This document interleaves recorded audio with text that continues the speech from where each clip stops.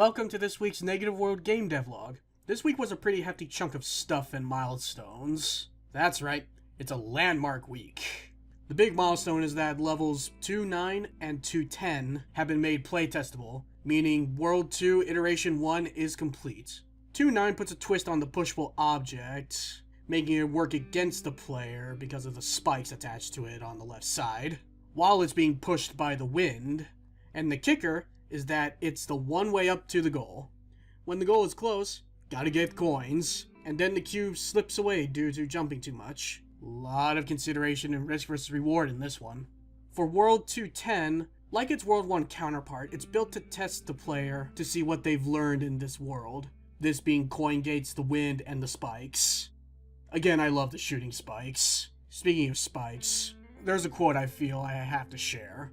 As a designer, you want to explore each mechanic, making sure it can be used in at least 3 or 4 different ways. If it's only got one use and you can only get one use out of it, then it's pointless. That's a quote from Super Meat Boy designer Edmund McMillan. I took this to heart when thinking of ways to reinvent the spikes. This time I gave them the switch solid unsolid logic from the platforms.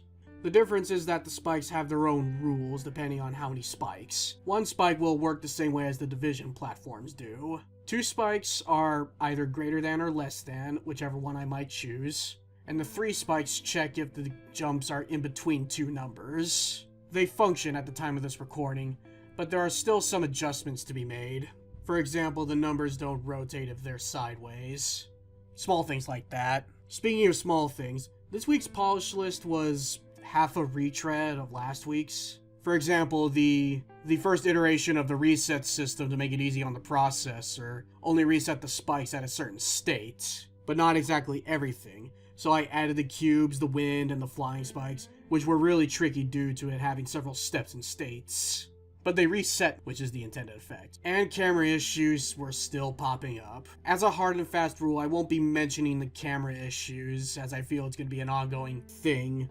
Only time I will show one is if I come across one that's humorous or so awful and memorable. And on a side note, polish the start menu UI a bit by adding a cursor on the left side of the options.